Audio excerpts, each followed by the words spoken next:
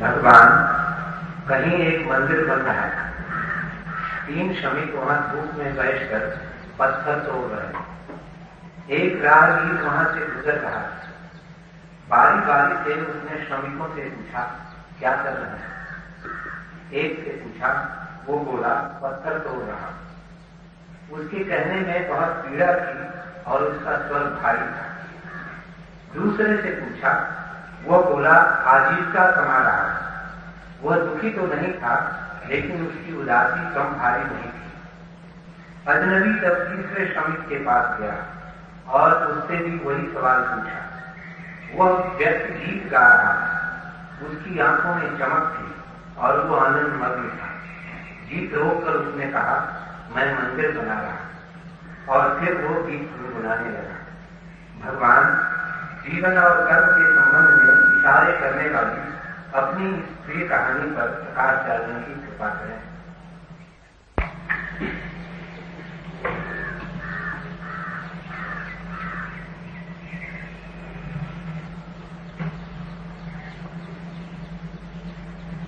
जीवन गीत भी हो सकता है, रुदन भी, क्योंकि जीवन अपने आप में कुछ भी नहीं। कोरा कागज,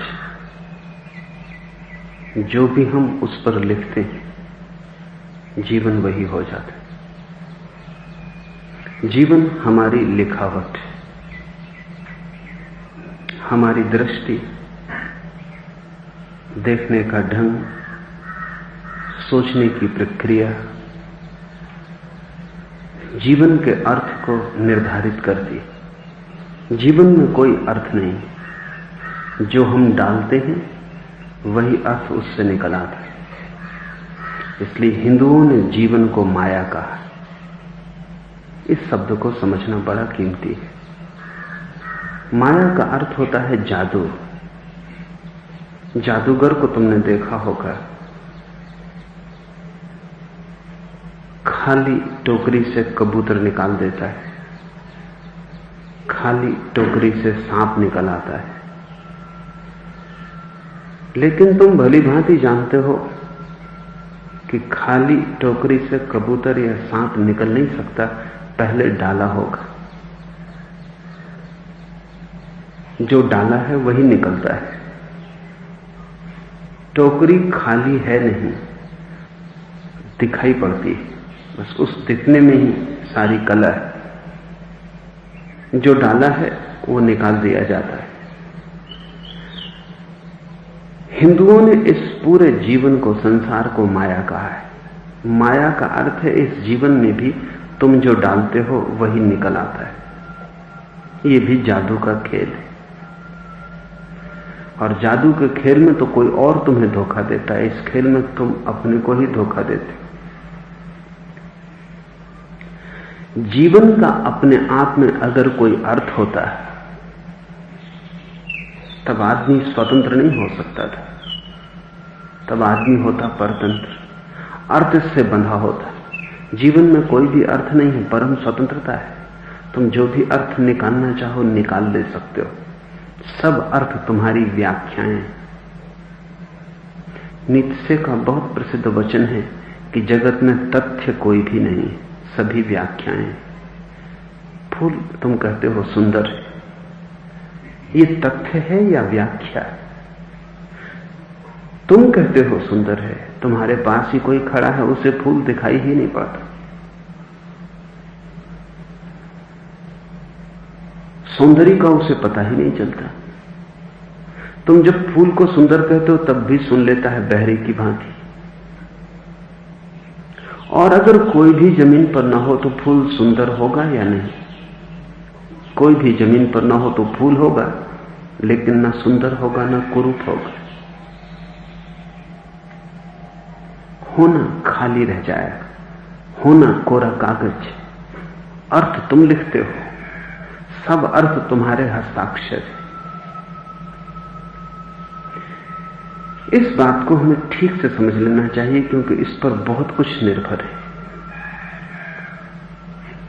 पश्चिम में आधुनिक युग के करीब करीब सभी विचारक एक बात से बहुत पीड़ित हैं, और वो है कि जीवन अर्थहीन, मीनिंगलेस मालूम होता, और वे खोज में लगते हैं। और जितना ही तुम खोजता है उतना ही तुम पाते हो कि कोई अर्थ नहीं है। खोजने वाला कभी जीवन में अर्थ नहीं पाएगा, अर्थ है नहीं वहां, अर्थ डालना पड़ता है, खोजना नहीं पड़ता। अगर तुम रोना चाहते हो तो ऐसा अर्थ डालो कि जीवन उदासी बन जाए। अगर तुम हंसना चाहते हो तो ऐसा अर्थ डालो कि जीवन हंसी बन जाए। और अगर तुम मुक्त होना चाहते हो तो जीवन में अर्थ डालो ही मत, तुम अर्थहीनता से राजी हो जाओ। वो चौथी बात इस कथा में नहीं है। वो कथा में चौथी बात आ ही नहीं सकती। 3 बातें इस कथा में, उन्हें हम समझेंगे, चौथी इसमें नहीं है। चौथी कुछ ऐसी है कि कथा में डालना कठिन है।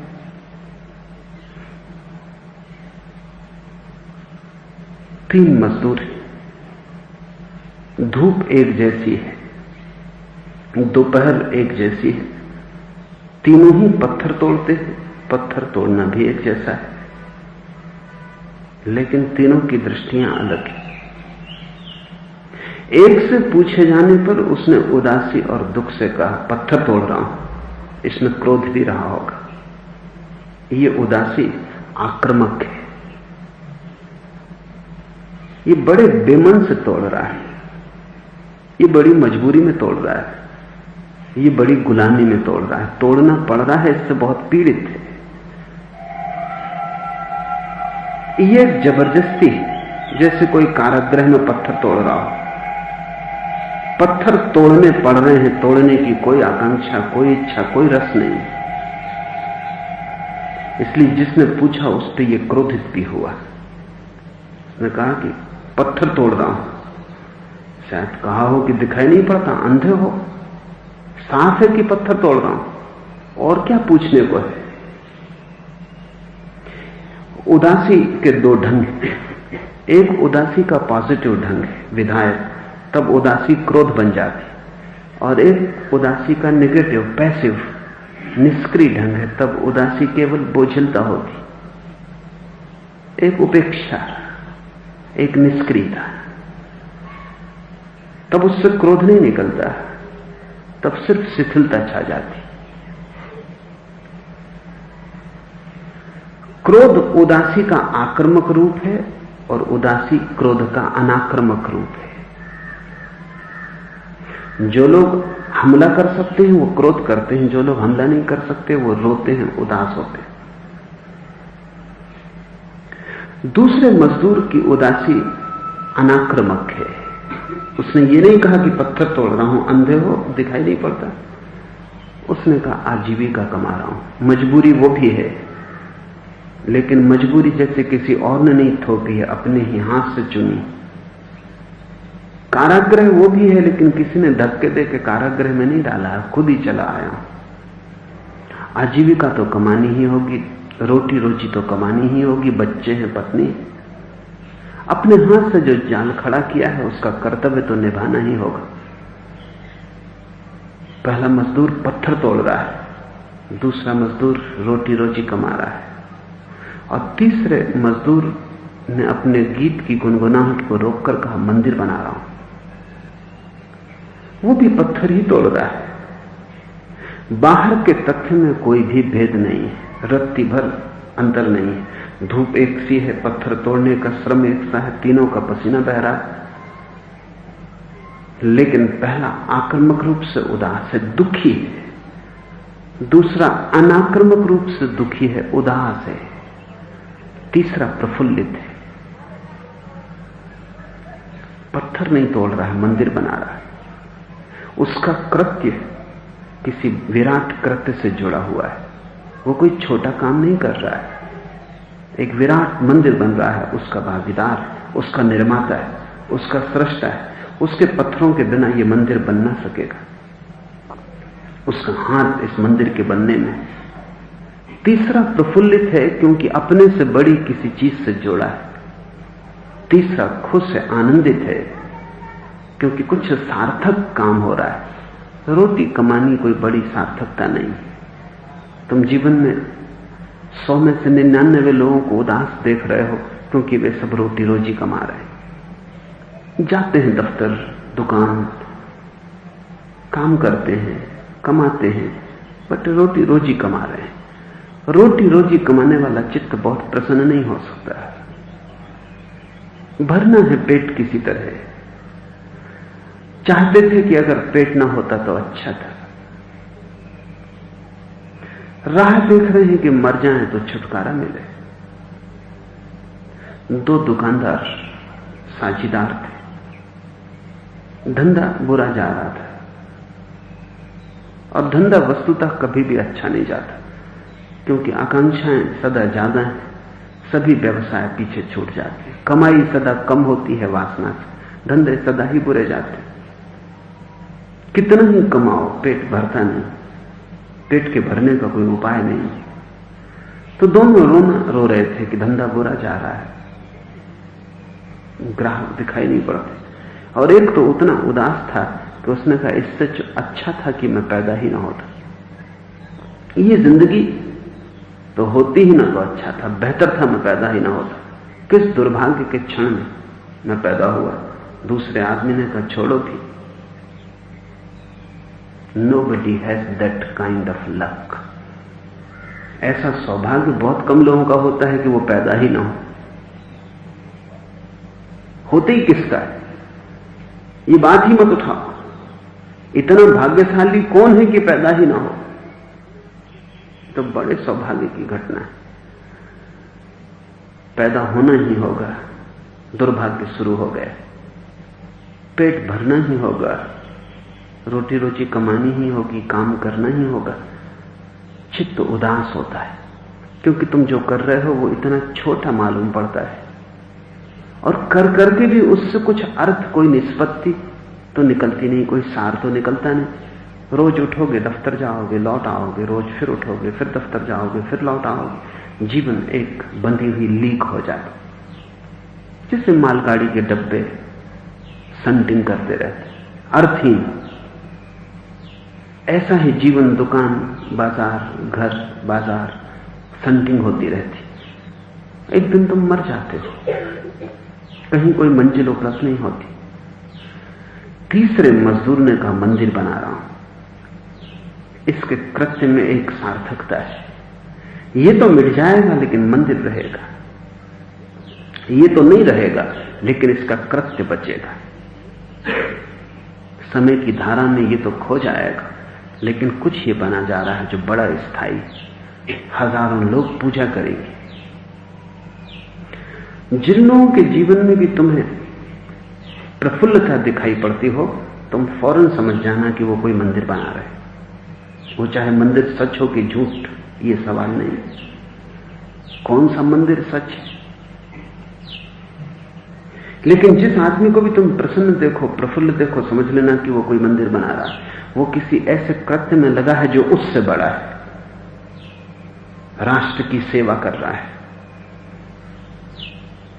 कि समाजवाद ला रहा है, कि स्वतंत्रता का अभियान चला रहा है, कि शहीद होने की तैयारी किए बैठा है, कि गरीबी मिटा के रहेगा। तो तुम पाओगे कि उसकी आंखों में एक चमक, एक प्रफुल्लता है। भगत सिंह सूली पर भी उतने प्रसन्न हैं जितने तुम दुकान पर नहीं। और वैज्ञानिक कहते हैं कि शहीदों का वजन बढ़ जाता है सूली के वक्त, जो कि बड़ी अद्भुत घटना है। भगत सिंह का भी 1 पौंड वजन बढ़ गया। ठीक पहले, 1 दिन पहले वजन और है, ठीक घड़ी भर पहले वजन और है। सूली पर वो इतने प्रफुल्लित हो गए कि 1 पौंड वजन बढ़ गया। कुछ खाया पिया नहीं है, पानी भी नहीं पिया है, वजन बढ़ने का कोई भौतिक आधार नहीं है। लेकिन जब कोई बहुत प्रफुल्लित होता है तो जैसे विराट चारों तरफ जो ऊर्जा से भरा हुआ आकाश है, उससे कुछ उसे मिल जाता है। वो भूखा भी प्रफुल्लित होता है। जब तुम उदास होते हो तब तुम भोजन भी करते हो लेकिन वजन नहीं बढ़ता। तो लोग कहते हैं क्रोधी, दुखी क्षीण होता जाता है। खाए पिए, सुख सुविधा हो, कुछ फल नहीं होता, वजन गिरता जाता है। तुमने शायद देखा हो, छोटे बच्चों को दिखाई पड़ता है, बड़े लोग उसको इंकार कर देते। छोटे बच्चे, कभी कभी तुम्हें भी, जब तुम खुले आकाश में शांत बैठे हो तो तुम्हें प्रकाश के छोटे छोटे बिंदु आकाश में तैरते हुए दिखाई पड़ते। आंख को नीचे लाओ तो नीचे आते, आंख ऊपर ले जाओ तो ऊपर जाते। छोटे बच्चों को बहुत दिखाई पड़ते हैं। वैज्ञानिक कहते हैं कि वो प्राण ऊर्जा है। उसी तत्व को हिंदुओं ने प्राण कहा है। वो चारों तरफ व्याप्त है, और जब कोई व्यक्ति बहुत प्रफुल्लित होता है तो वो छोटे छोटे जो प्रकाश बिंदु चारों तरफ हैं वो उसके शरीर में प्रविष्ट हो जाते, उसका वजन बढ़ जाता है। या जब कोई व्यक्ति बहुत उदास होता है तो उसके भीतर संग्रहित प्रकाश के बिंदु, ऊर्जा आकाश में निकल जाती, वो क्षीण हो जाता, उसका वजन कम हो जाता। भगत सिंह सूली पे चढ़ के इतने खुश हैं, तुम दुकान पे चढ़ के इतने खुश नहीं। दुकान तुम्हारी सूली से बदतर मालूम पड़ती। जीसस सूली पर दुखी नहीं, तुम सैया पर भी दुखी हो। बात क्या है? जीसस एक विराट मंदिर को बना रहे, एक बड़ी अर्थपूर्ण घटना चारों तरफ घट रही। उनके हाथ से कोई एक कृत्य हो रहा है जो मूल्यवान है, और उसका मूल्य जीसस से ज्यादा है। भगत सिंह कोई आजादी का सपना पूरा कर रहा है, खुद मिट जाएगा इसकी चिंता नहीं है, लेकिन उससे बड़ा कुछ रहेगा, घटेगा। वो निमित्त बन रहा है एक विराट के आयोजन में। जब भी कोई व्यक्ति अपने से बड़े से संयुक्त होता है तभी प्रफुल्लित हो जाता है। अक्सर तुमने देखा होगा कि भीड़ में लोग प्रफुल्लित हो जाते। एक भीड़ चली जा रही, हिंदू मुस्लिम दंगा है, तुम पाओगे हिंदू भी प्रफुल्लित हैं भीड़ में, मुसलमान भी प्रफुल्लित हैं। ये कभी प्रफुल्लित नहीं थे। ये वही साधारण जन है जो रोज दफ्तर और दुकान जाते थे। आज इनकी आंखों में एक चमक है, पैरों में एक गति है। रोज ये घसीटते से चलते थे, आज ये दौड़े जा रहे हैं। आज ये छोटे बड़ी भीड़ का हिस्सा हो गए। हिंदू धर्म, इस्लाम, कोई बड़ा लक्ष्य इनको पकड़ लिया है। इसी कारण दुनिया में बहुत बार उपद्रव घटित होता है। हिटलर ने जर्मनी को प्रसन्न कर दिया क्योंकि उसने सपना दिया, एक आदर्श दिया, एक भविष्य की कल्पना दी, और लोग उस कल्पना से इतने आनंदित हो गए, सपने इतने साकार हो गए, मंदिर बनने लगा कि लोग तैयार हो गए कोई भी कृत्य करने को, कोई भी पाप करने को। हिटलर का सम्मोहन क्या है?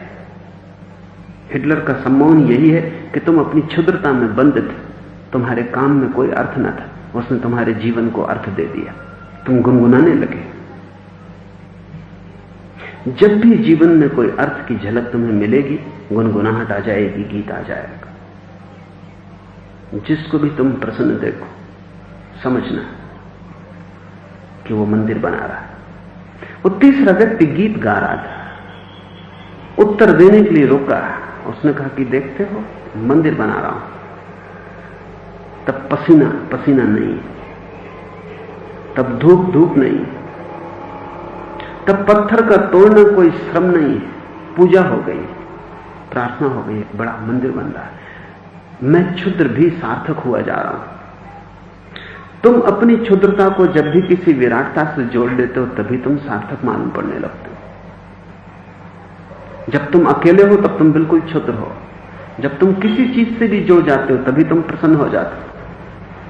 आज का आदमी उतना प्रसन्न नहीं है जितना अतीत में था, क्योंकि अतीत के आदमी ने बहुत मंदिर बनाए। आज का आदमी मंदिर बनाता ही नहीं, हालांकि बहुत बड़े मकान बनाता, आकाश छूने वाले। सब मंदिर फीके पड़ जाते हैं, लेकिन फिर भी ये मकान है, मंदिर नहीं है। 100-100 मंजिल के मकान गगनचुंबी, जिनके नीचे बदलियां छूट जाती। कोई मंदिर इतना ऊंचा नहीं, लेकिन फिर भी ये मकान है। ये तुम अपने ही रहने के लिए बना रहे हो, तुमसे विराट के लिए इनमें निमंत्रण नहीं। छोटे छोटे मकान जो मंदिर थे, मकान भी नहीं थे, कहीं झाड़ के नीचे पत्थर जोड़ के छोटी सी मंदिर बना लिया था, छोटा सा शिवालय बना लिया था कि पत्थर भी नहीं थे, पत्थर रंग के हनुमान की या शिव की मूर्ति बना दी थी, और उस मूर्ति से भी आदमी प्रफुल्लित था। अतीत के लोग प्रसन्न थे, प्रफुल्लित थे, क्योंकि परमात्मा बहुत निकट मालूम होता था। सच या झूठ ये सवाल नहीं, जीवन की व्याख्या सुंदर थी कि जो भी कर रहे थे वो करना ऐसा शून्य में नहीं खो रहा था, उसकी कोई निष्पत्ति थी, उसका कोई तार्किक अंत था। जब कभी तुम प्रेम में होते हो तो तुम्हें थोड़ी सी झलक मिलती। एक युवक आज प्रेम में पड़ जाता है, कल की और उसकी आज की चाल में फर्क होता है। कल चलता था जैसे पैरों में पत्थर बंधे हो, आज चलता है जैसे पैरों में पंख लग गए। कल भी कपड़े बदलता था, आज भी कपड़े बदले, लेकिन आज कपड़े की बात ही और। कल भी हाथ मुंह धोया था, आज भी धोया है, लेकिन आज की बात ही और है। आज किसी के लिए तैयार हो रहा है, कोई युवती उसकी प्रतीक्षा कर रही है।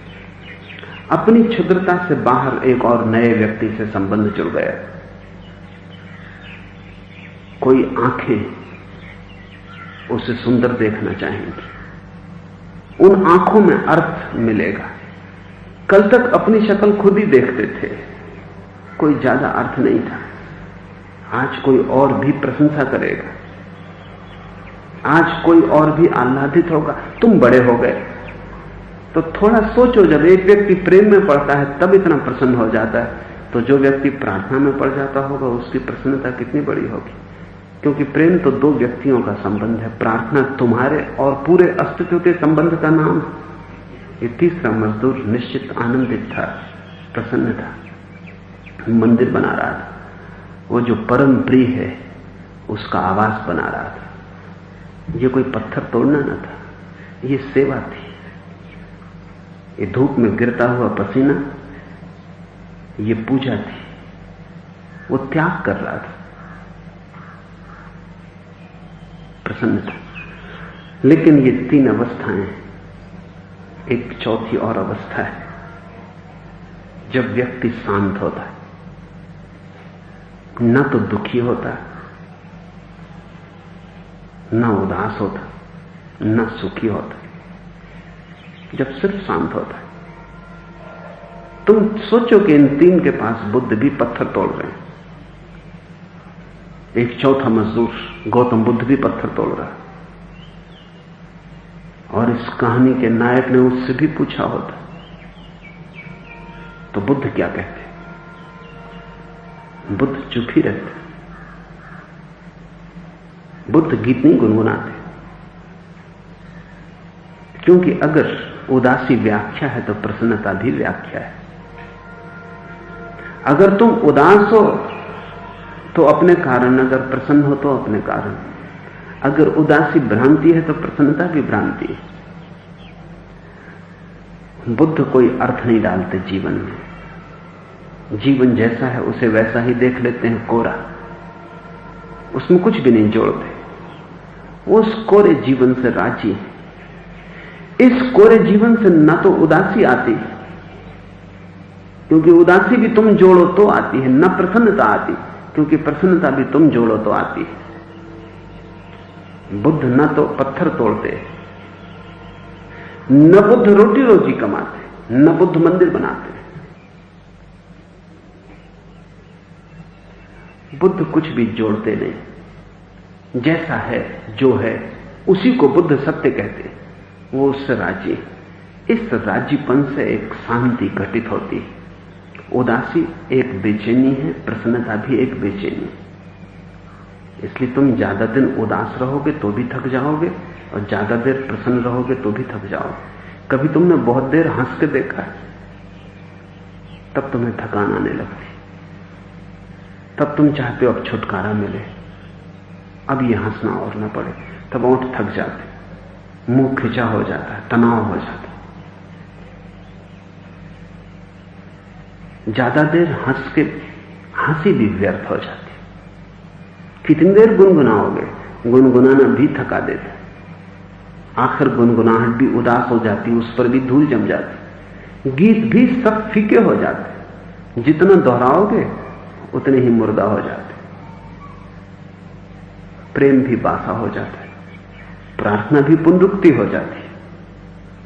पहले दिन तुम मंदिर गए थे तब पैरों की जो चाल थी वो रोज रोज नहीं रहेगी। धीरे धीरे मंदिर भी रूटीन, रोज के क्रियाकर्म का हिस्सा हो जाए। पहले दिन तुम प्रेम में पड़े थे तब तुम्हारी चाल में जो पंख लगे थे वो रोज रोज नहीं लगेंगे। थोड़े दिन में वो स्त्री दिखाई पड़नी बंद हो जाएगी। थोड़े दिन में तुम आदी हो जाओगे। थोड़े दिन में तुम चिंता छोड़ दोगे कि वो क्या सोचती क्या नहीं सोचती। थोड़े दिन में तुम भूल ही जाओगे, पास बैठी रहेगी और तुम अकेले रहोगे। तुम अपने भीतर बंद, वो अपने भीतर बंद। कुछ वर्षों बाद शायद तुम एक दूसरे को देख भी ना पाओगे, देखना भी बंद हो जाएगा, आंखें बिल्कुल धूल से ढक जाएंगी। तब पैरों की गति, पंख, वो प्रफुल्लता, वो गुनगुनाहट सब बंद हो जाए। चौथा भी एक मजदूर है जो दिखाई नहीं पड़ता इस कहानी में, क्योंकि चौथे मजदूर का दिखाई पड़ना बहुत कठिन है। वो जीता है और जीवन की निरर्थकता को स्वीकार करके जीता, उसमें कोई अर्थ नहीं डालता। अर्थ डाला कि माया शुरू हुई। ये तीन संसारी के ढंग है, वो चौथा गैर संसारी का ढंग है, वो सन्यासी का ढंग है। तो तुम ये मत सोचना कि तीसरा सन्यासी है, तीसरा भी संसारी है। और अगर होना हो संसारी तो तीसरे ढंग के होना, क्योंकि जब चुनना ही हो तो गुनगुनाना ही चुनना, उदासी क्या चुननी। जब मानना ही हो कुछ झूठ तो गीत का मानना, आंसुओं का क्यों मानना। इस कहानी में तीन ही संसारी है,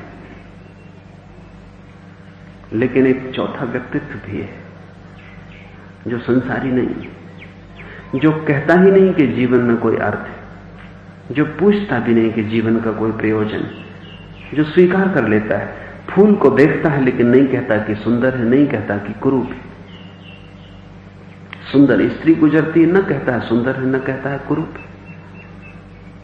देखता है और कोरे कागज को कोरा ही रह जाने देता है, उस तो कुछ भी लिखता नहीं, उसकी कोई व्याख्या नहीं, वो निर्व्याख्य। तथ्य को तथ्य ही रहने देता, उसमें कुछ भी जोड़ता नहीं, वो बदलने को राजी नहीं। वो कहता है जो जैसा है और मैं उससे राजी हूं। इस राजीपन का नाम तथाता है। लेकिन ऐसे आदमी को तुम न उदास पाओगे, न तुम गीत गुनगुनाते पाओगे। बुद्ध को किसी ने उदास नहीं देखा, बुद्ध को किसी ने गीत गुनगुनाते भी नहीं देखा। बुद्ध न तो प्रसन्न है और न दुखी है, क्योंकि ये दोनों तो एक ही सिक्के के दो पहलू हैं।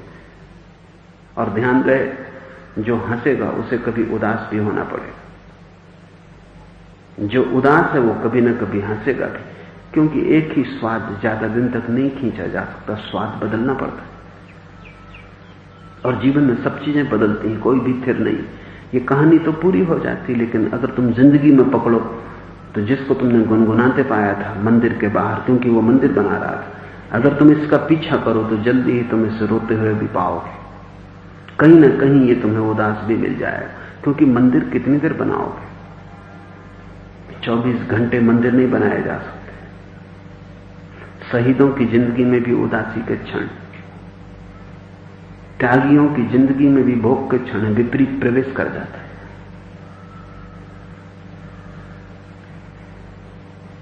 जो प्रार्थना करता है वो भी वासना से भरता है। जो रोज रोज मंदिर जाता है, अगर उसे मंदिर जाना जारी ही रखना हो तो कभी उसे वैश्यालय के दरवाजे पर भी जाकर दस्तक देनी पड़ती, तब मंदिर में फिर रस आ जाता है। पश्चिम में मनोवैज्ञानिक सुझाव दे रहे हैं कि जो पति अपनी पत्नी में रस जारी रखना चाहते हो, उन्हें कभी कभी दूसरी स्त्रियों से भी प्रेम कर लेना चाहिए, तो पत्नी फिर से सार्थक हो जाएगी। इसलिए पत्नियां बदलने का आंदोलन पश्चिम में चलता है। मित्र अपनी पत्नियां बदल लेते हैं 1-2 दिन के लिए, सप्ताह। और जिन लोगों ने ऐसे प्रयोग किए हैं वो कहते हैं इससे एक लाभ होता है कि पत्नी में फिर से रस आ जाता है। स्वाद बदल जाता है, पत्नी को पति में फिर से रस आ जाता है, क्योंकि मन तो हर वक्त नए को चाहता है। पुराने से मन बिल्कुल राजी नहीं, नई संवेदना चाहता है, नई चोट चाहता है, नया गीत चाहता है। मंदिर भी पुराना हो जाएगा, नए नए मंदिर रोज कैसे बनाओगे, नया नया प्रेमी रोज कैसे खोजो, इसलिए सब बासा हो जाता है और सभी से उदासी आ जाती है। और ये जो आदमी क्रोध से पत्थर तोड़ रहा है, अगर तुम इसका भी पीछा करो तो कहीं तुम इससे भी खिलखिलाते पाओगे, क्योंकि आदमी क्रोधित भी तो 24 घंटे नहीं रह सकता। 24 घंटे रहना एक दशा में महायोगी की क्षमता है। अगर क्रोधित रहना हो 24 घंटे, कभी तुमने सोचा कि तुम रह सकते हो 24 घंटे क्रोधित? संभालना असंभव होगा। वो तो महायोगी की क्षमता है, वो 24 घंटे एक दशा में रहे। साधारण आदमी क्षण भर भी एक दशा में नहीं रहता। इधर क्रोध आया नहीं, उधर गया नहीं, इधर हंसी आई नहीं, वहां निकली नहीं। दोनों दरवाजे बिल्कुल पास पास है। हवा का एक झोंका एक कोने से आता है, दूसरे कोने से निकल जाता है। ये आदमी भी तुम्हें कहीं खिलखिलाता मिलेगा, ये आदमी भी हंसता मिलेगा। वो जो आदमी बिल्कुल उदास बैठा कहता रोटी रोजी कमा रहा हूं, ये भी तो सांझ को रोटी रोजी कमा के घर वापस लौटेगा। तुम इसे शतरंज पर बैठे हुए देखना, तब तुम पाओगे ये उदास नहीं। तुम इसे ताश खेलते देखना, तुम पाओगे ये उदास नहीं। इन तीनों आदमियों को अगर तुम जिंदगी में पीछा करोगे तो तुम पाओगे ये सब बदल जाते हैं। जो हंस रहा है वो रोता है, जो हंसता है वो उदास होता है, जो उदास है वो हंसता है, जो क्रोधित है वो कभी गीत भी गुनगुनाता है। जिंदगी सतत परिवर्तन प्रवाह है। एक चौथा आदमी जो प्रवाह के पार है, वही लक्ष्य। वो चौथा आदमी जैसा है वैसा है। क्योंकि वो कोई अर्थ डालता नहीं, इसलिए बदलाहट भी कभी नहीं आती। तुम बुद्ध को सदा वैसा ही पाओगे। बुद्ध ने कहा है मैं वैसा हूं जैसे सागर का पानी, तुम कहीं से भी चखो तुम मुझे खारा ही पाओगे। ठीक कहा है। बुद्ध का स्वाद एक सा ही रहेगा। तुम कहीं से भी उन्हें चखो, तुम सोते से उन्हें उठाओ तो भी तुम उन्हें वही पाओगे। क्योंकि जिसने कोई अर्थ अपनी तरफ से नहीं जोड़ा, उसकी जिंदगी शाश्वत हो जाती। अगर भगत सिंह को तुम कब्र से उठाओ तो तुम दुखी पाओगे, क्योंकि जिस आजादी के लिए बेचारे ने जान गंवाई, वो आजादी 2 कौड़ी की साबित हुई। तुम शहीदों को उठाओ, कब्रों से पूछो इसी आजादी के लिए तुम मरे थे, इतने प्रसन्न हुए थे। इन राजनीतिज्ञों के हाथ में ताकत देने के लिए तुमने कुर्बानी दी थी। तो भगत सिंह छाती पीट के रोएगा कि हमें क्या पता था भविष्य। गांधी तो जिंदा थे, आजादी आई, और आजादी आने के बाद गांधी छाती पीटने लगे थे। गांधी बार बार कहते थे मेरी कोई नहीं सुनता, मैं खोटा सिक्का हो गया हूं, मेरा कोई चलन नहीं।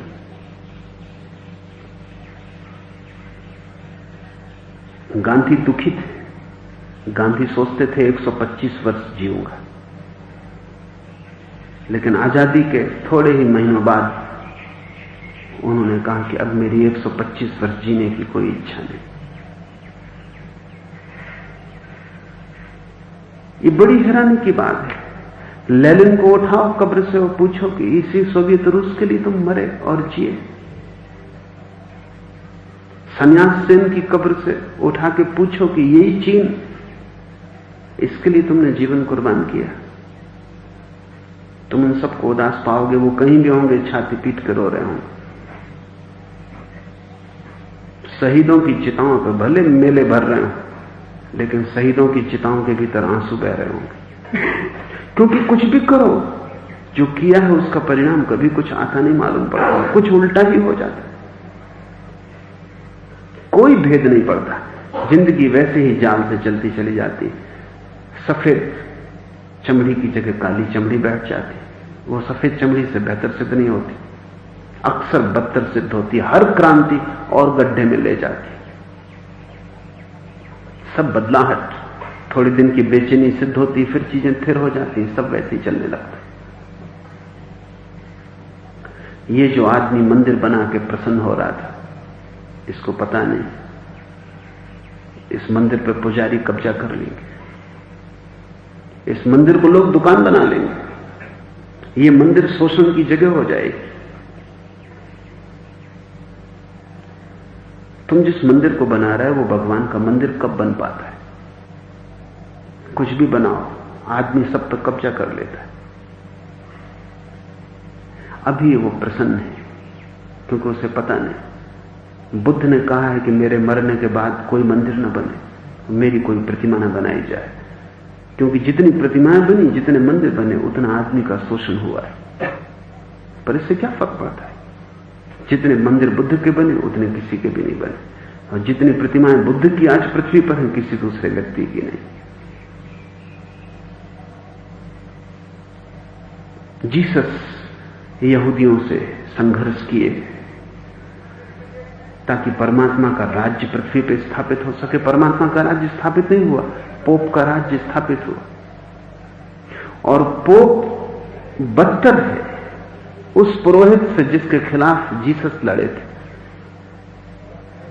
नाम बदल गए, आदमी वही के वही, शक्लें बदल जाती, नाटक वही का वही जारी रहता है, शोषण चलता ही रहता है। ये जो तीन हैं, ये साधारण तीन जन हैं। चौथे पर ध्यान देना, वो चौथा इस कहानी में नहीं, क्योंकि उस चौथे को देख पाना बहुत कठिन है, वो अदृश्य है। और जिस दिन तुमको चौथा दिखाई पड़ जाए, उसी दिन तुम्हारे जीवन में आंतरिक क्रांति शुरू होगी। क्या तुम जीवन जैसा है उससे राजी नहीं हो सकते बिना उदास हुए? क्या उदास होना जरूरी है? क्या जीवन जैसा है तुम उससे राजी नहीं हो सकते बिना कोई कल्पना जोड़े, क्योंकि कल्पना तुम्हें प्रसन्न करती है? क्या तुम तथ्य के साथ नहीं खड़े हो सकते? तुम सपना जोड़ोगे ही, अच्छा या बुरा? तुम कोई व्याख्या करोगे ही, क्या तुम निर्व्याख्या नहीं हो सकते? अगर तुम हो सको तो तुम बुद्ध हो जाओ, तब तुम न उदास हो, न क्रोधित हो, न तुम प्रफुल्लित हो, तुम सिर्फ शांत हो, तुम परम शांत हो, तुम परम शून्य हो। और वही शून्य उपलब्धि के योग्य है, अर्थ नहीं, शून्य उपलब्धि के योग्य है। अर्थ तो सब डाले हुए, और जब तक तुम अर्थ डालोगे माया जारी रहेगी, तब तक तुम जो डालोगे वही तुम निकाल लोगे। पहले तुम डालते हो, फिर तुम निकालते हो। पहले तुम एक व्यक्ति को कहते हो कितना सुंदर, फिर तुम इस सौंदर्य पर मोहित होते हो। पहले तुम कहते हो कितना महान, फिर तुम इस महानता के दीवाने हो जाते हो। तुम ही डालते हो, तुम ही निकालते हो, तुम अपनी ही व्याख्या में बन जाते हो। क्या निर्व्याख्या का जीवन संभव नहीं? क्या सिर्फ तथ्य के साथ रुक जाना संभव नहीं? संभव है। जो रुक गए हैं उन्होंने जीवन का परम, जीवन का गुह शून्य उपलब्ध कर लिया है। कोई अर्थ नहीं है जीवन में, जीवन है, अर्थ नहीं है। जीवन कहीं जा नहीं रहा है, इसका कोई गंतव्य नहीं है। जीवन जैसा है वैसा ही रहेगा। तुम्हारी आंखें क्या कहती हैं इससे कोई फर्क नहीं पड़ता। तुम कैसे रंग के चश्मे पहन लेते हो, इससे जीवन का रंग नहीं बदलता। इससे सिर्फ तुम्हारी आंखों का पर्दा बदलता है। ये तीनों ही आदमी आंखों पर पर्दा डाले हुए। संसार का अर्थ है आंखों पर पर्दा डाले हुए लोगों की भीड़।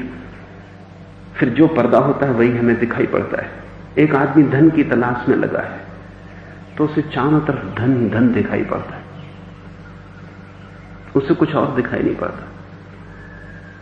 वो एक मित्र भी बनाता है तो मित्र में धन की खदान दिखाई पड़ती तो बनाता है।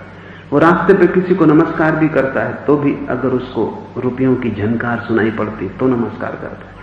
उसके चारों तरफ रुपए का पर्दा है। मैंने सुना है मुल्ला नसरुद्दीन एक नदी के किनारे बैठा, वर्षा के दिन नदी बाढ़ में, और 10 अंधे आए और वे पार होना चाहते। तो नसरुद्दीन ने कहा कि पार कर दूंगा, सस्ते जमाने की कहानी, एक एक पैसा एक एक अंधे का लूंगा। अंधे राजी हुए।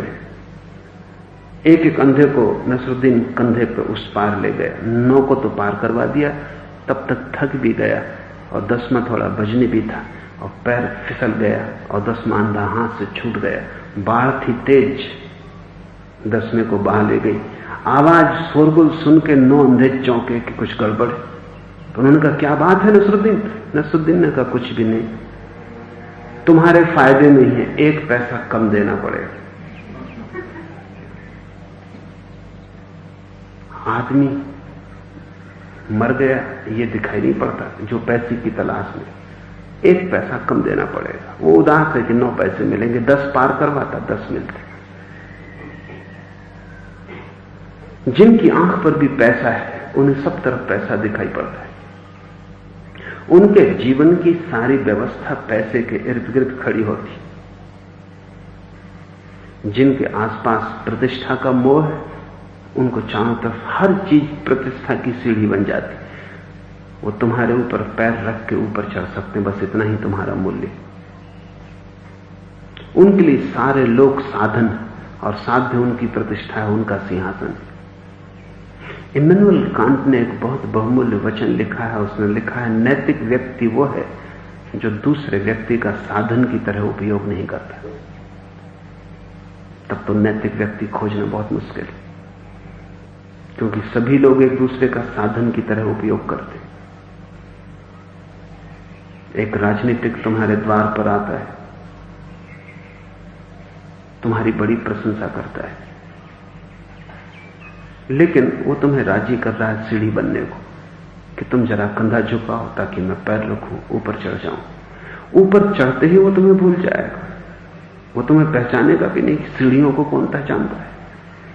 न केवल इतना ही बल्कि ऊपर चढ़ते ही लोग सीढ़ियों को मिटाने में लग जाते, क्योंकि जिस सीढ़ी से तुम चढ़े हो उससे दूसरे भी चढ़ सकते। इसलिए जैसे ही कोई राजनीतिक ऊपर पहुंचता है सीढ़ियों को मिटाता है। जिन सीढ़ियों से चढ़ा है उन्हीं को पहले मिटाता है, क्योंकि वही खतरनाक सीढ़ियां हैं। उनसे ही यहां तक आना संभव हुआ, दूसरे भी उनसे ही आ सकते हैं।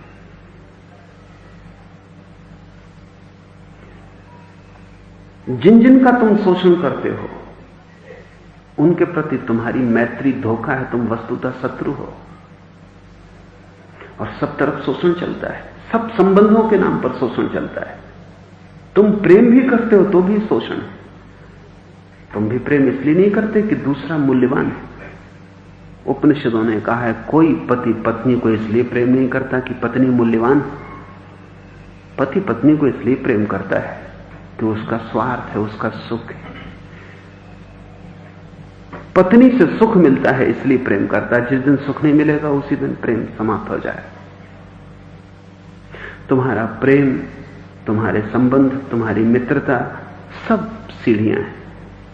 और दूसरे का साधन की तरह उपयोग करना नीति अगर है तो इस जगत में नैतिक व्यक्ति खोजना बहुत मुश्किल है जो तुम्हारा उपयोग ना कर रहा हो।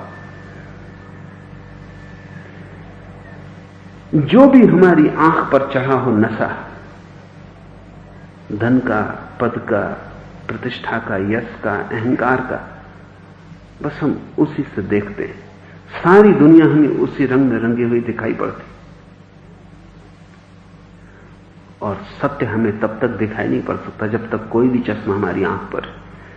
इसलिए ज्ञानी पुरुषों ने कहा है जब तक तुम्हारी वासना है तब तक तुम सत्य को ना देख सकोगे, क्योंकि तुम रंगोगे, तुम्हारी वासना रंग देगी। संस्कृत में जो शब्द है वासना के लिए वो बड़ा बहुमूल्य, वो है राग। और राग का एक अर्थ रंग भी होता है। और जब तक तुम्हारे मन में राग है तब तक तुम्हारी आंखों में रंग है। वैराग्य तो उसी का फलित होगा जिसकी आंखों के सब रंग खो जाएं। विराग का अर्थ है रंगहीन, रंग शून्य।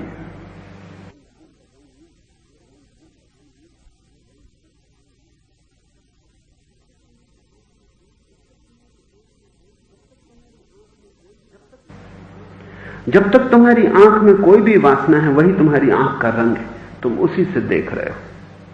तुमने कभी ख्याल किया अगर तुमने उपवास किया हो, तुम बाजार से निकलो, उस दिन तुम्हें रेस्टोरेंट, होटल, भोजन की, मिठाई की दुकानें अतिरेक से दिखाई पड़ेंगी। वो सदा से वहां थी, लेकिन तुम रोज भरे पेट निकले थे, तब तुमने कभी उन पर ध्यान नहीं दिया था, उनको चुना नहीं था। वो तुम्हें अतिरेक से दिखाई पड़ेंगे, उनकी मात्रा बहुत ज्यादा मालूम पड़ेगी। बीच की और दुकानें खो जाएंगी, जूते की दुकानें, कपड़े की दुकानें, वो सब बीच से खो जाएंगी। सारा बाजार ऐसा लगेगा कि मिष्ठान्न का है, क्योंकि तुम उपवास हो, तुम्हारी आंखों पर भोजन का रंग है। ब्रह्मचारी निकले रास्ते से, पुरुष नहीं दिखाई पड़ते, सिर्फ स्त्रियां दिखाई पड़ती, उसकी आंखों पर एक रंग है। तुम जो भी आंख में रंग लिए हो, वही रंग तुम्हारे चारों तरफ प्रोजेक्ट होता है। इसको हमने माया कहा है। तथ्य को रंग कर देखना माया है, तथ्य को तथ्य की तरह देख लेना ब्रह्म। तब तुम बाजार से गुजरते हो, तुम्हारी आंखें खाली, तब तुम चुनते नहीं, तब जो है वो तुम्हें दिखाई पड़ता है। तब तुम जगत में कुछ डालते नहीं, तुम सिर्फ साक्षी होते। ये तीन मजदूर तीनों रागी हैं, और राग में ही चुनना हो तो तीसरे मजदूर का चुनना। अगर राग में ही पढ़ना हो तो धार्मिक व्यक्ति का राग पढ़ने जैसा है। अगर बीमारी में ही चुनना हो तो धार्मिक आदमी की बीमारी सबसे बेहतर है। अगर कहीं जाना ही हो तो मंदिर की तरफ जाना, कम से कम गुनगुनाओगे तो, कम से कम प्रफुल्लित तो होगे। वो भी भ्रम है, वास्तविक नहीं है। लेकिन सपना ही देखना हो तो अच्छा देखना, बुरा क्या देखना।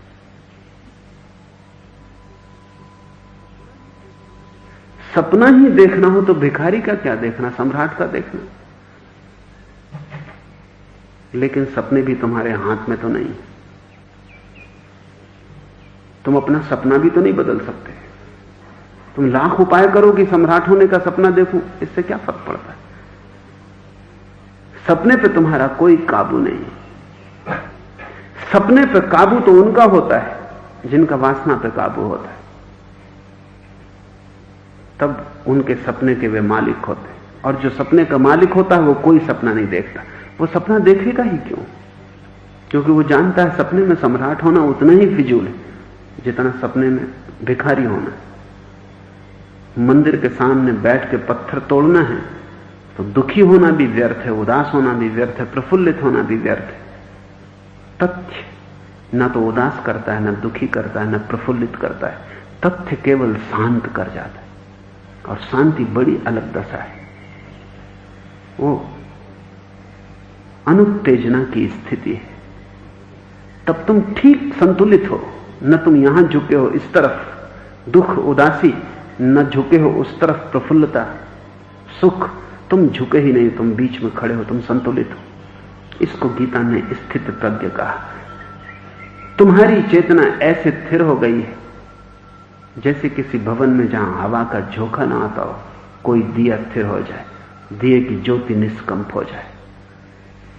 वो चौथा आदमी इस कहानी में नहीं है, उसे मैं जोड़ देता हूं। लेकिन अगर चौथा तुम्हारी समझ में ना आए तो तुम तीसरे को चुनना। अगर तीसरा तुम्हें बहुत मुश्किल पड़े तो दूसरे को चुनना।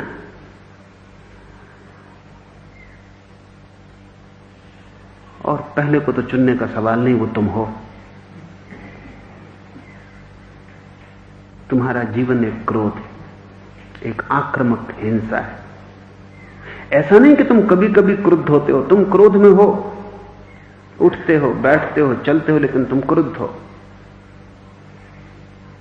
तुम सारे जीवन के प्रति क्रोध से भरे हो, प्रतिशोध से भरे हो, जैसे तुम्हें कोई बदला लेना है, जैसे कि तुम पैदा हुए, ये तुम पे बड़ा अन्याय हो गया है।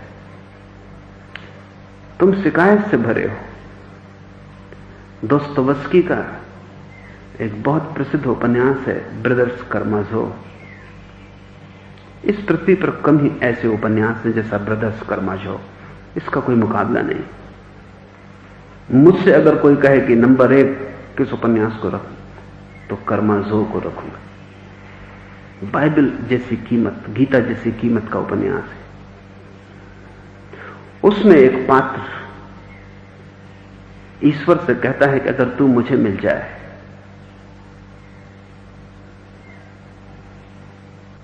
तो धन्यवाद देने का तो कोई सवाल ही नहीं। शिकायत करने योग्य भी नहीं। जिंदगी इतनी फिजूल है कि शिकायत भी क्या करनी। शिकायत में भी थोड़ा ख्याल रहता है कि शायद इससे बेहतर हो सकती थी। शिकायत की भी इच्छा नहीं होती, बस तूने जो टिकट इस जगत में आने के लिए दिया था वो मैं वापस करना चाहता हूं, ये तो संभाल, मुझे बाहर कर अस्तित्व के। क्रुद्ध हो, दुखी हो, आक्रामक हो, पहले मजदूर की तुम्हारी दशा है। पत्थर तोड़ रहे हो, अगर कुछ न बन सके तो कम से कम दूसरे की तरफ सरकना। पत्थर तोड़ने को कम से कम रोटी रोजी बनाना, क्रोध को कम से कम अनाक्रामक बनाना। उदास रहोगे, बोझिल रहोगे, लेकिन कम से कम दूसरे पर आक्रमण न करोगे।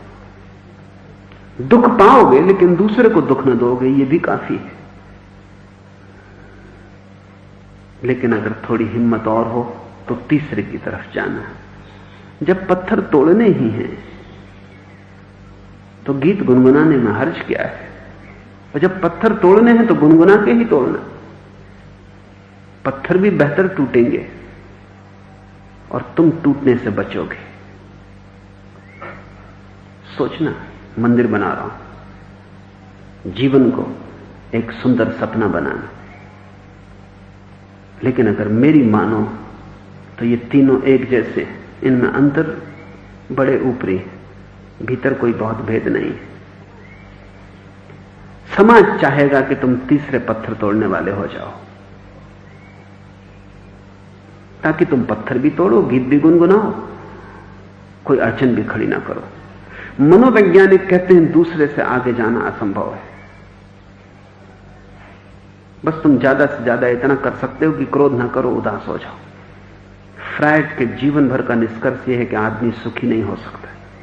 ये उसकी नियति नहीं है, उसका स्वभाव ऐसा है कि ज्यादा से ज्यादा वो कम से कम दुखी हो सकता है, बस सुखी तो हो ही नहीं सकता। मनोवैज्ञानिक दूसरे पर रुक जाते हैं, लेकिन साधारण आदमी पहले से आगे ही नहीं बढ़ता। पहला आदमी साधारण आदमी जैसा संसार में सब तरफ पाया जाता। दूसरा आदमी थोड़ा मनोवैज्ञानिक चिंतक है, थोड़ा सोचता है मनस के बाबत। तीसरा आदमी धार्मिक है, चौथा आदमी आध्यात्मिक है। और अध्यात्म और धर्म में बड़ा फर्क है। धर्म के मंदिर हैं, अध्यात्म का कोई मंदिर नहीं। धर्म के शास्त्र हैं, अध्यात्म का कोई शास्त्र नहीं। तीसरे आदमी पर सब धर्म समाप्त हो जाते हैं, सब मंदिर मस्जिद गुरुद्वारे तीसरे आदमी पर समाप्त हो जाते हैं। और असली आदमी चौथा है, द फोर्थ। वो जो चौथा तुरी, वो जो चौथा आदमी है, वो जो बुद्ध पुरुष है, खोज तो उसकी करना, वो परम लक्ष्य। वहां तुम जैसे हो वैसे ही बचोगे, संसार जैसा है वैसा ही बचेगा। दो कोरे दर्पण। किसी ने पूछा रिंझाई को कि जब तुम ज्ञान को उपलब्ध हुए तो तुम्हें कैसा लगा?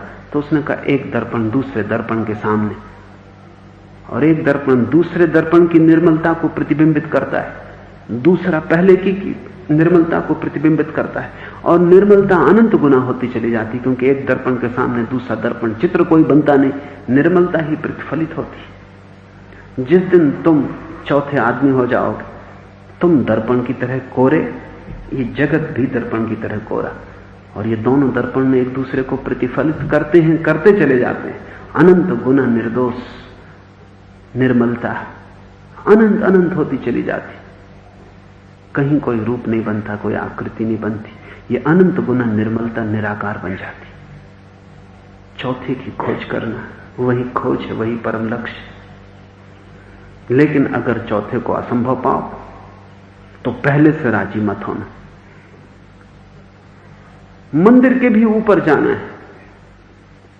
मंदिर कोई गंतव्य नहीं है, लेकिन घर से तुम मंदिर तक पहुंच जाओ तो भी काफी, फिर मंदिर को भी पार कर जाना है। इस कहानी को दोहरा देता हूं। कहीं एक मंदिर बन रहा था।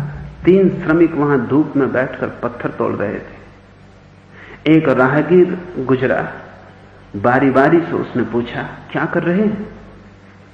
एक से पूछा, वह बोला, पत्थर तोड़ रहा हूं। उसके कहने में बड़ी पीड़ा थी और स्वर भारी था। दूसरे से पूछा, वह बोला, आजीविका कमा रहा हूं। वह दुखी तो नहीं था, लेकिन उसकी उदासी कम भारी नहीं थी। अजनबी तीसरे श्रमिक के पास गया और उससे भी वही सवाल पूछा। यह व्यक्ति गीत गा रहा था, उसकी आंखों में चमक थी, वह आनंद मग्न था।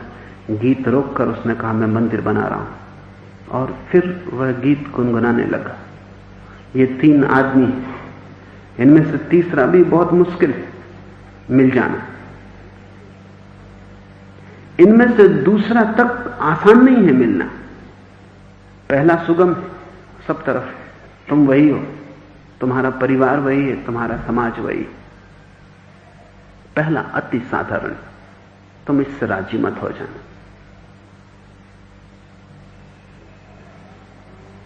पहले से कदम दूसरे की तरफ उठाना। जो क्रोध सबके प्रति मालूम पड़ता है, उसे तुम सबके प्रति आक्रामक मत बनाना, हिंसा छोड़ देना। अगर दुखी भी हो तो अपने कारण दुखी होना। क्रोध का मतलब होता है दूसरा जिम्मेवार है, दुख का मतलब होता है मैं ही जिम्मेवार हूं। इस फर्क को समझ लो। क्रोध हमेशा कहता है दूसरा जिम्मेवार है, तुमने ऐसा किया इसलिए मैं परेशान हूं। उदासी सदा कहती है कि मैं अपने ही कारण उदास हूं, मैं ही जिम्मेवार हूं।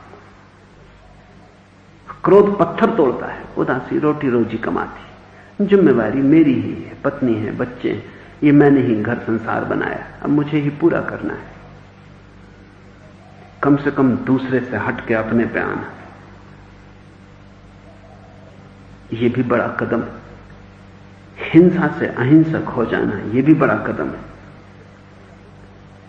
दूसरे पर हमला न करके अपने पर ही राजी हो जाना, ये भी बड़ी बात है। जिनको तुम मंदिरों में बैठे देख रहे हो, स्थानकों में बैठे देख रहे हो, जैनों बौद्धों के बिहारों में जो उनको तुम पाओगे, वो दूसरी तरह के लोग हैं। उन्होंने समाज छोड़ दिया, क्योंकि उन्होंने दूसरे को जुम्मा देना छोड़ दिया।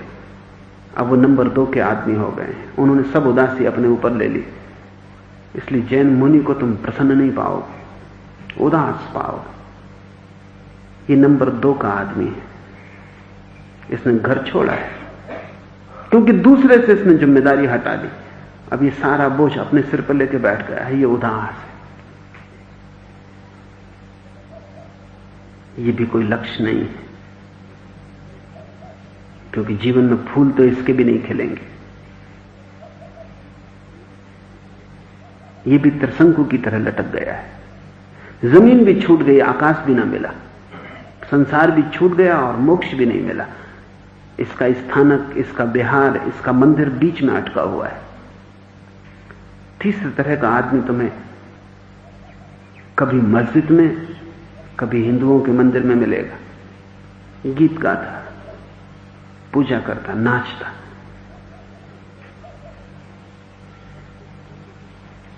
इस फर्क को ख्याल में ले लो। हिंदू तीसरे आदमी के आधार पर मंदिर को बनाए, जैन दूसरे आदमी के आधार पर मंदिर को बनाए। इसलिए जैन साधु उदास दिखेगा, हिंदू साधु प्रसन्न दिखेगा। जैन साधु को हिंदू साधु की प्रसन्नता भी गलत मालूम पड़ती है, क्योंकि साधु को उदास होना चाहिए। साधु का अर्थ है संसार से विराग होना चाहिए। इसमें क्या प्रसन्नता? इसमें हिंदू साधु की प्रसन्नता में लगता है कि थोड़ा बहुत संसार से राग रंग बाकी, थोड़ा रस ले रहा है। वैष्णव भक्त थे, वो तीसरे आदमी के आधार पर चल रहे हैं, गीत गा रहे हैं, नाच रहे हैं, प्रसन्न है। अगर बन सके तो तुम तीसरे तरह के आदमी बनना। अगर रहना ही है इस नासमझी में तो गीत गाते हुए रहना, गुजारना ही है ये रास्ता, तो गुनगुनाते हुए गुजारना। रोते हुए गुजारने का क्या प्रयोजन? रास्ते से बच नहीं सकते रोके, तो फिर हंसते हुए निकल जाना। मगर ध्यान रहे, मेरा चुनाव तीनों का नहीं, मेरे लिए तीनों बराबर है। ये मैं तुमसे कह रहा हूं कि अगर चुनना ही हो, ये ऐसा ही जैसे कोई कि अगर बीमारी ही चुनना हो तो फिर ये बीमारी चुन लेना। लेकिन बीमारी बीमारी है, चुनना ही क्यों बीमारी? स्वास्थ्य क्यों ना चुनना? अगर स्वास्थ्य और बीमारी में चुनना हो तो ये तीनों ही बीमारी। चौथा आदमी, उसके आसपास कोई धर्म निर्मित नहीं हो सकता। तो बुद्ध, महावीर, लाओस से जैसा व्यक्ति, उसके आसपास कोई धर्म निर्मित नहीं होता। सब धर्म इन तीन के आसपास कहीं बन जाते हैं। वो चौथा आदमी निराकार जैसा है, तुम उसे समझ भी लोगे फिर भी पकड़ ना पाओगे, वो तुम्हारी मुट्ठी में नहीं आता, वो परम स्वतंत्र है। लेकिन उस पर ध्यान रखना, ऐसा हो जाना है कि जहां ना उदासी हो, न जहां क्रोध हो, न जहां प्रसन्नता हो,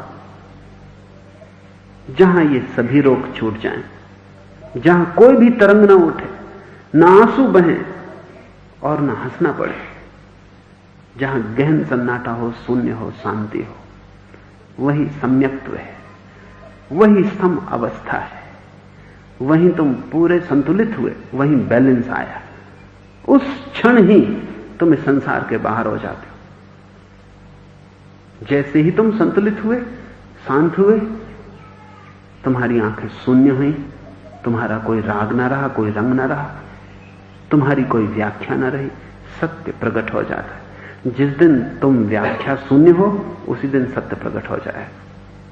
इसलिए कृष्णमूर्ति निरंतर दोहराते हैं, तुम किसी सत्य के सिद्धांत को लेकर सत्य के पास मत जाना। तुम कोई सिद्धांत लेकर मत जाना, क्योंकि सिद्धांत सत्य को विकृत कर देगा। तुम व्याख्या मत करना, तुम कोरे नग्न शून्य उसके पास जाना। ये चौथी ही ध्यान की धारणा है, ये चौथी ही समाधिस्थ होने की कला है। ये कहानी तुम्हारे बाबत है, और इस कहानी से पार जाना है। तभी तुम्हारा जो सार, जीवन का निचोड़ है, जो फूल है, जो सुगंध है, वो उठेगी, तभी तुम्हारा दिया जलेगा। मुझसे पूछो तो इन तीनों को छोड़ना है, चौथे की तलाश करना। और ध्यान रहे, ये तीनों कितने ही सरल दिखाई पड़ते हों, बहुत कठिन है, क्योंकि तीनों झूठ है। झूठ से कठिन और कुछ भी नहीं हो सकता। और वो चौथा कितना ही कठिन दिखाई पड़े, बहुत सरल है, सहज, क्योंकि स्वभाव सहज ही हो सकता है। जो कबीर गुनगुनाते हैं, साधो सहज समाधि भली, वो चौथा सहज आदमी। ये तीनों असहज। सहज का अर्थ है जैसा तुम्हारा स्वभाव है, जिसमें कुछ भी न जोड़ना पड़े। जोड़ा कि असहज हुआ, रंग पोता कि असहज हुआ। जैसे तुम तुम्हारी नग्नता में हो, तुम्हारा दिगंबरत्व, तुम्हारी नग्नता, वही सहजता समाधि है। इस कहानी को सोचना और इस कहानी के पार चलने की कोशिश करना। आज इतना ही।